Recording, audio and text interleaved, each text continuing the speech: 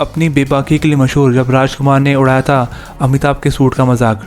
अपने डायलॉग अंदाज से बॉलीवुड में अपनी अलग पहचान बनाने वाले अभिनेता राजकुमार की आज डेथ एनिवर्सरी है। 3 जुलाई 1996 में उन्होंने दुनिया को अलविदा कह दिया था। राजकुमार ने अपने 4 दशक से ज़्यादा लंबे करियर में लगभग 70 फिल्मों में अभिनय किया।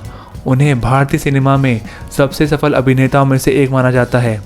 राजकुमार बेबाक थे और वह कई बार लोगों का मजाक भी उड़ा देते थे। राजकुमार पर्दे पर जितने बेबाक थे, निजी जिंदगी में भी उतने ही मुंहफट थे।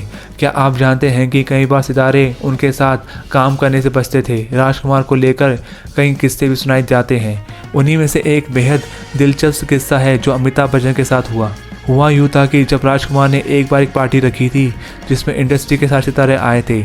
इस पार्टी में राजकुमार के साथ साथ अमिताभ बच्चन भी शामिल हुए थे।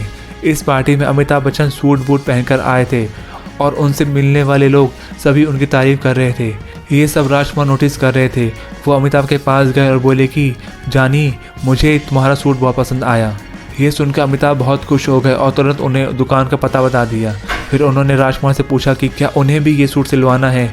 इस सवाल पर राजकुमार ने जो जवाब दिया उससे अमिताभ बच्चन हैरान रह गए। राजकुमार ने अमिताभ से कहा कि मैं अपने घर में कुछ पर्दे सिलवाना चाहता हूँ और मुझे इस सूट का कपड़ा पसंद आया।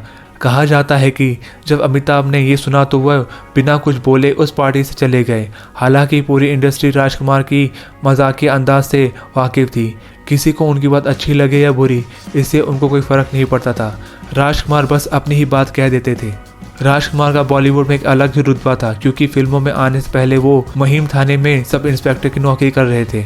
उनका असली नाम कुलभूषण पंडित था। राजकुमार ने 1952 रंगीली फिल्म से अपने करियर की शुरुआत। इसके बाद वह कई सफल फिल्मों का हिस्सा रहे। शानदार अभिनय और करियर के बावजूद इंडस्ट्री में बड़े एक्टर उनके साथ काम करने से बचते रहे। यहाँ तक कि रजनीकांत ने भी एक फिल्म में सिर्फ इसलिए काम करने से मना कर दिया क्योंकि उसका निर्देशन राजकुमार को करना था। 1960 के दशक में उन्होंने एक एंग्लो इंडियन जेनिफर पंडित से शादी की। जेनिफर उनसे पहली मुलाकात में ही फ्लैट हो गई थी। जेनिफर एक एयर होस्टेस थी। बाद में उन्होंने अपना नाम बदलकर गायत्री कुमारी रख लिया था। उनके 3 बच्चे हुए, बेटे पुरु राजकुमार, वानिती राजकुमार और बेटी वास्तविकता पंडित।